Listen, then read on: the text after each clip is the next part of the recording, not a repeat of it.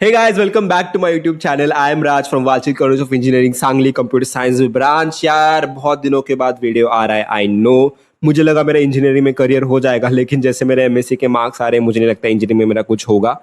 इसलिए सोचा कि यूट्यूब पे फोकस कर लेता हूँ, कहीं ना कहीं तो गुजारा हो ही जाएगा यार।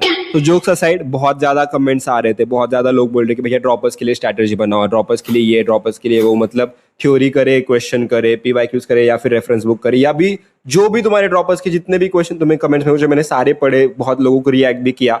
जिनको ने रिएक्ट किया उसके लिए सॉरी। तो बस आज की इस वीडियो में अपन इसी के बारे में सारे बात करने वाले कि ड्रॉपर्स ने कैसी पढ़ाई करनी चाहिए, कौन कौन से यूट्यूब चैनल फॉलो करने चाहिए, थ्योरी पे ज्यादा फोकस देना चाहिए या फिर क्वेश्चन पे, पीवाईक्यूज या रेफरल बुक या कोई भी कुछ भी, सारी चीजों के बारे में अपन इस वीडियो में बात करने वाले। तो let's begin the video.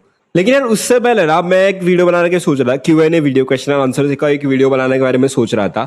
Like आपके जो भी क्वेश्चन है मेरे रिलेटेड, मेरे कॉलेज रिलेटेड, या फिर कुछ भी मेरी पर्सनल या फिर कुछ भी चीज़ों के रिलेटेड है, भैया कॉलेज कैसे चल रहा है आपका, आपकी पढ़ाई कैसे चल रही है, आप कितना पढ़ चुके हो, कोडिंग कितना आता है, प्लेटफॉर्म, ये वो जितने भी आपको क्वेश्चन हैं वो कमेंट डाउन करो, मैं उसको सारों को पढ़ूंगा और अपन एक वीडियो बनाएंगे, मेंशन भी करूंगा आपको वीडियो में। मतलब इतना बड़ा तो नहीं है, लेकिन कर देंगे यार, कुछ नहीं, अपन भी थोड़ा धीरे धीरे आगे जाएंगे, ग्रेजुअली विल इंक्रीज। ओके, तो छोटा channel I know, but still एक बनाते हैं Q&A वीडियो। बहुत कुछ जो तुम्हारे क्वेश्चंस है, वैसे अगले महीने अगले हफ्ते में घर जा रहा हूँ, तो घर जाके ही एक वीडियो एडिट या फिर करूंगा, लेट्स सी, देखते हैं। लेकिन आपके जितने भी Q&A वीडियोस है, आप जितने भी क्वेश्चंस है ना, तो आपके जो क्वेश्चंस है, आई एम सॉरी, जितने भी आप क्वेश्चंस है आप कमेंट डाउन करो, मैं जरूर उनको पढ़ूंगा और अगले वीडियो में उसको शोकेस भी करूंगा। जो भी आपके जो भी क्वेश्चंस है, of course I will take each and every question. जो अच्छे हैं प्लीज ज्यादा बुरे क्वेश्चन मत पूछो, अच्छे क्वेश्चन पूछो, will definitely take those question, अच्छे से बात करेंगे। जो भी आपके, जितना आप मुझको जानना चाहते हो, you can do that. And yes, और ये अपनी व्हाट्सएप कम्युनिटी का QR है, तो जरूर ज्वाइन करना इस QR को। अपन व्हाट्सएप कम्युनिटी पे भी अपनी डेली लाइफ बहुत ज्यादा शेयर करता रहता हूँ। So if you want to know more about my life, please do subscribe to my channel, and yes, let's begin the video. So guys, the most important subject and that is maths. तो मैं यार 50% weightage इसी का रहता है, तो यार please please please maths को अभी से ही अच्छे से प्रिपेयर करना शुरू कर दो। PYQ बहुत ज़्यादा सॉल्व करो, एटलीस्ट एक दो बार तो PYQ तुम्हारे सॉल्व होने चाहिए। लाइक 2021 से 2025 तक मैथ्स के अच्छे से PYQ सॉल्व करो। पहले प्रायोरिटी PYQs को दो, उसके बाद तुम रेफरेंस बुक के लिए जा सकते हो। लाइक 2021 से 2025 तक के तुम PYQ कर लो, पहले एक चैप्टर खत्म हुआ, लेट्स से डिफरेंशिएशन और कोई भी मैथमेटिकल लॉजिक या फिर कोई भी ट्रिग्नोमेट्रिक फंक्शन या ऐसा कोई तुम्हारा चैप्टर खत्म हुआ, तो उसके बाद तुम उसके PYQ सॉल्व करो। PYQ सॉल्व करने से क्या होगा कि तुम्हें एटलीस्ट पता चलेगा कि यार किस टाइप के क्वेश्चन आते हैं, किस टाइप पे क्या, किस फॉर्मूला पे मुझे ज़्यादा फोकस करना है, किस फॉर्मूले से ज़्यादा वेटेज आ रहा है, या अगर टफ है तो इसको ज़्यादा करना पड़ेगा। ये सारी चीज़ें तुमको PYQ से पता चलेगी। और पहले कि तुम 12th के चैप्टर्स को ज़्यादा इंपॉर्टेंस दो, क्योंकि 80% 12th का आने वाला है और जो 10% 20% है वो तुम्हारा 11th का आएगा।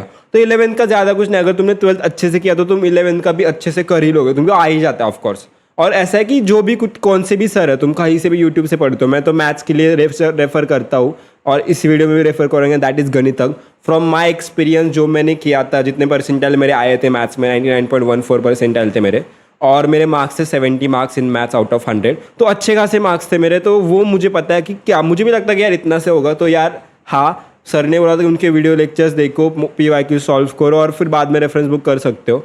ये होने के बाद तुम्हारे गारंटीड है कि 99+ परसेंटाइल आ जाएंगे। और यार maths is important subject, 50% weightage रखता है, as I told you 100 marks का रहता है। तो फिजिक्स, या फिर पहले फिजिक्स के चक्कर में मत पढ़ो, टफ है तो आप पीछे कर लेते हैं, ऐसा नहीं है। हमको स्मार्ट प्ले करना है, पहले मैथ्स करना है, फिर केमिस्ट्री करना है, फिर लास्ट इन द सेंस कि फिर बाद में प्रायोरिटी फिजिक्स को देनी है। क्योंकि फिजिक्स में क्या होता है कि टफ होता है, तो केमिस्ट्री इजी होता है और स्कोरिंग केमिस्ट्री होता है। मैथ्स का वेटेज ज़्यादा और मोस्ट इंपॉर्टेंट सब्जेक्ट, इसलिए मैथ्स पहले करो फिर केमिस्ट्री करो, क्योंकि केमिस्ट्री इजी है और स्कोरिंग सब्जेक्ट है, तो केमिस्ट्री हो जाएगा। और फिजिक्स तुम बाद में कर सकते हो, ठीक है। एटलीस्ट जो हाथ में तुम्हारे मार्क्स है वो सिक्योर करो। और guys please please please theory पे ज़्यादा फोकस मत करो। तुमने पिछले साल भी यही गलती की थी, इस वजह से तुम्हें ड्रॉप लेना पड़ रहा है। Theory is not much so much important. तुम अपना 70 to 80% टाइम है वो क्वेश्चन प्रैक्टिस के लिए दो प्लीज़, क्योंकि तुम थ्योरी करते बैठे हो, उसमें तुम्हारा बहुत ज़्यादा टाइम चला जाता है और मतलब थ्योरी से इतने क्वेश्चन भी नहीं आते। ऑफकोर्स थ्योरी से ज़्यादा क्वेश्चन नहीं आएंगे तुम्हारे। प्लीज़ प्लीज़ क्वेश्चन प्रैक्टिस ज़्यादा करो, PYQs and then go for reference, और फिर एट लास्ट तुम कोई भी टेस्ट सीरीज वगैरह लगा सकते हो। और ऐसा ट्राई करना कि तुम्हारा जो सिलेबस है PCM का पूरा वो 2 महीने पहले खत्म हो जाए। सब्जेक्ट आता है and that is your chemistry. तो मैंने जैसे बताया कि केमिस्ट्री बहुत स्कोरिंग होता है। केमिस्ट्री में बेसिकली 3 पार्ट होते हैं, that is your physical, inorganic and organic chemistry. तो जो फिजिकल और ऑर्गेनिक केमिस्ट्री ये बहुत आसान है। ऑर्गेनिक में बोलूँगा कि तुमको कुछ रिएक्शन मैकेनिज्म या फिर ऐसी चीज़ें करने की ज़रूरत नहीं है। तुम्हें अभी से like literally from this point से आप तुमको हर रिएक्शन लिख लिख के लर्न करनी चाहिए, क्योंकि यार at the time of paper वो सीधा वैसे ही आ जाता है कि तुमको कुछ 2 रिएक्शन होगा, एक रिएजेंट, तुमको समझ आ जाएगा। अगर तुमने हर एक रिएक्शन तुमको पता है तो क्या ऐड करने से क्या निकलेगा, किसका KOH बनेगा, क्या सब तुमको पता होगा। और फिजिकल केमिस्ट्री का ऐसा है कि उसमें तुम एक बार फॉर्मूलेज लर्न कर लोगे ना, और कुछ थोड़े बहुत क्वेश्चन PYQs को ट्राई कर लोगे। मैं PYQs के पे जोर क्यों दे रहा हूँ कि एट लास्ट तुम PYQs पे शिफ्ट हो। तो आई नो तुम रेफरेंस बनते हो, यार अभी टाइम नहीं है रेफरेंस के लिए, ये करता हो। तो ऐसा हो कि यार तुम PYQs को ही तुम जो सबसे इंपॉर्टेंट है उसको ही तुम लास्ट प्रायोरिटी दे रहे हो और बोलते हो कि यार PYQ छूट गए। तो ऐसा नहीं है, PYQ पहले करो एटलीस्ट 2021, 2022, 2023, 2024 एंड 2025। मैं बोल रहा हूँ इन ये 5 साल के क्वेश्चन तुम 4-5 साल के क्वेश्चन तुम अच्छे से कर लो। 1-2 बार तो पहले रिवीजन से पहले 1-2 बार तो अच्छे से सॉल्व कर लो।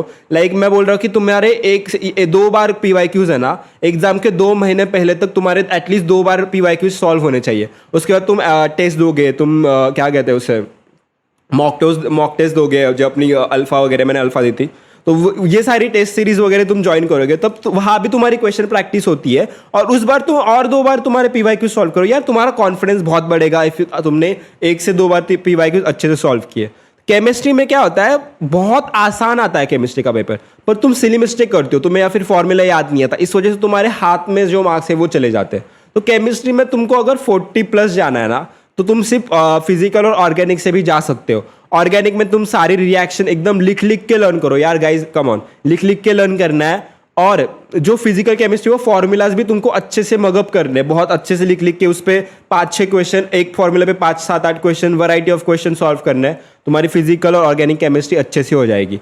और तुम्हारा जो इनऑर्गेनिक का सब्जेक्ट है, इनऑर्गेनिक यार देखो अभी टाइम है तो तुम बुक पढ़ सकते हो, तुम्हारी जो टेक्स्ट बुक है यार, तुमको ज़्यादा टाइम नहीं देना है इनऑर्गेनिक को, तुम सिर्फ PYQ कर सकते हो। तुम्हारे एटलीस्ट 10 जितने भी क्वेश्चन आएंगे उसमें से एटलीस्ट 30 to 40% तुम्हारे सिर्फ PYQ से आते हैं, तो उतना तो सॉल्व हो जाएगा। इनऑर्गेनिक के लिए बोल रहा हूँ मैं।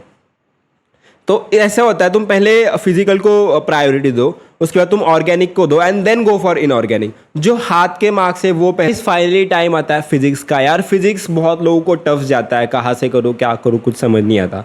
मैं मेरी स्ट्रैटेजी बताऊँ, अगर आप ड्रॉपर हो या फिर आप रेगुलर स्टूडेंट हो फिर भी वो वीडियो देख रहे हो, तो फिजिक्स के लिए मैं एक ही स्ट्रैटेजी बताऊँगा। पहले थ्योरी करो, उसकी फॉर्मूला नोट्स तैयार करो, फॉर्मूला एक 1 शॉट फॉर्मूला, एक शॉर्ट नोट्स तैयार करो और PYQ प्रैक्टिस करो। अगर आपको बहुत ज़्यादा टफ जाता है फिजिक्स, जैसे कि मुझे अच्छा लगता था लेकिन क्वेश्चन सॉल्व करते टाइम मुझे भी बहुत ज़्यादा टाइम लगता था, लेकिन मुझे फिजिक्स ऐसा डर नहीं लगता था, मुझे पसंद था फिजिक्स। इस वजह से अगर आपको पसंद है तो मुझे पसंद था, तो मैंने क्या किया था, मैंने शॉर्ट नोट्स बनाए थे, फॉर्मूला नोट्स बनाए थे और मैंने सिर्फ PYQ सॉल्व किए थे।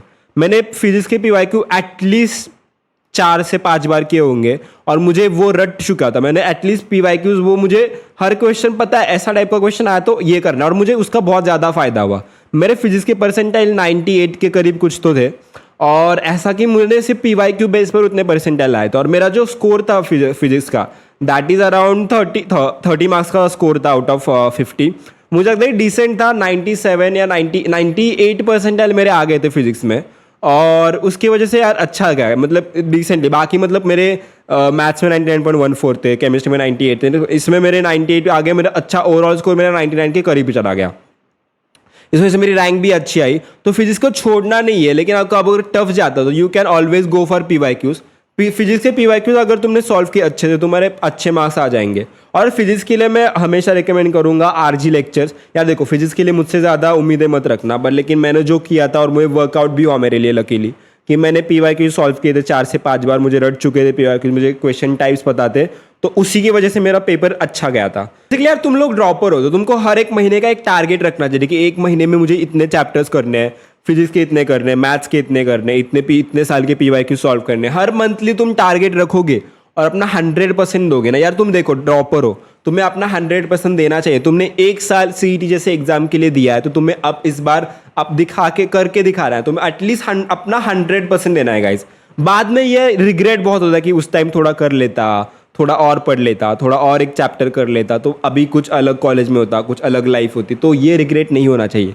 The most important is regret. तुम अपना 100% दे रहे हो, इवन रिजल्ट आए वो ना आए वो अगली बात की बात है, it's not in your hand, but तुम कितना खुद ट्राई करो वो तुम्हारे हाथ में। तो प्लीज़ प्लीज़ प्लीज़ अभी से ड्रॉप लिया है तो हार मत मानो, अच्छे से प्रिपेयर करो। तुम्हारे पास बहुत 6 से 7 महीने हैं, एकदम अच्छे से प्रिपेयर करना, सिलेबस जल्दी कवर करना और क्वेश्चन प्रैक्टिस ज़्यादा करना। Don't waste your time on theories, ये वो ज़्यादा टाइम, मैंने जितना बताया यही कुछ चीज़ें होती है, यही करने से अच्छे मार्क्स आ जाएंगे। तुम PYQ करो, तुम एक बार PYQ करने के बाद रेफरेंस बुक करो, तुम फॉर्मूला शीट करो, and the most important is your revision. Revision तुम्हें अच्छे से करनी है। केमिस्ट्री की रिवीजन तुम हर रोज करो, मैथ्स के फॉर्मूला, फिजिक्स के फॉर्मूला की रिवीजन तुम एटलीस्ट दिन के 1.5 से 2 घंटा, चलो 1 से 1.5 घंटा तुम रिवीजन के लिए दो। उसमें तुम एटलीस्ट पढ़ लो, एटलीस्ट फॉर्मूला पढ़ लो, एटलीस्ट कुछ चीज़ पढ़ लो, एटलीस्ट रिएक्शन पढ़ के देख लो। लिख के लर्न कर लिया, अगले दिन से तुम फिर से 2 बार लिखोगे, फिर तुम्हारा लर्न हो जाएगा। तो ऐसे ही रिवीजन होती है। थोड़ा मतलब स्टार्टिंग में तुमको तकलीफ होगी कि यार रिवीजन के लिए ये बोरे वो बैठने की इच्छा नहीं हो रही, लेकिन प्लीज़ अभी से तुमने ड्रॉप लिया है, तुमको वेस्ट नहीं करना है टाइम। तुमको लगे कि बहुत ज़्यादा टाइम है, तो प्लीज़ ऐसा नहीं है, वेस्ट मत करो। कब 6 महीने चले जाएंगे तुमको पता ही नहीं चलेगा, और फिर से ग्रेड होगा, फिर से वही Tier 3 कॉलेज, Tier 4 कॉलेज, ऐसे कॉलेज में मत जाओ। अच्छे से प्रिपेयर करो, जहाँ तुम्हारी वैल्यू है, जहाँ तुम अब खुल सकते हो, तुम्हें जहाँ से अच्छा एजुकेशन मिलता है। अगर ड्रॉप लिया है तो मैं सोचता हूँ कि तुम ये जो गिने चुने कॉलेज है, जैसे कि COEP है, VJTI है, Walchand college of engineering, PICT है, SPIT है, इन 5 कॉलेज के नीचे तो आओ ही मत अगर तुमने ड्रॉप लिया। इट विल रियली, अगर तुम इन 5 कॉलेज में तुम चले गए, तुम्हारा ड्रॉप वर्थ इट है, तुमने बहुत अच्छे से प्रिपेयर किया, अच्छी बात है तुमने ड्रॉप लिया, लेकिन ये 5 कॉलेज आपको नहीं मिल रहे, तो मुझे लगता है कि आप कहीं ना कहीं फिर कम पढ़ाई कर रहे हो, कम डेडिकेशन, आपका कहीं ना कहीं और ध्यान है। तो ऐसा नहीं करना चाहिए, अच्छे से पढ़ाई करो, अच्छे से। अभी ड्रॉप लिया है तो वर्थ इट, दिखाना है, करके दिखाना है। ये वो दोस्त आगे चले गए वो छोड़ दो, अब now it's you and your studies अभी के लिए। बाद में तुम वापस कॉलेज में जाके दोस्त बनाओगे, दैट इज़ डिफरेंट। अच्छे कॉलेज में जाओगे, अच्छे कॉलेज में जाओगे, अच्छी लाइफ होगी, अच्छा करियर होगा। दैट्स इट, इतना ही बोलूँगा। सो बस that's it for this video. मैंने Q&A के बारे में बताया, तो प्लीज़ कमेंट डाउन करना तुम्हारे जो भी क्वेश्चन है, I will definitely answer those question, and I am really excited for your questions. क्या क्या पूछोगे यार, मुझे भी पता चलने दो। तो चलो बस इस वीडियो के लिए इतना ही, मिलते हैं अगली वीडियो में, तब तक के लिए टाटा बाय।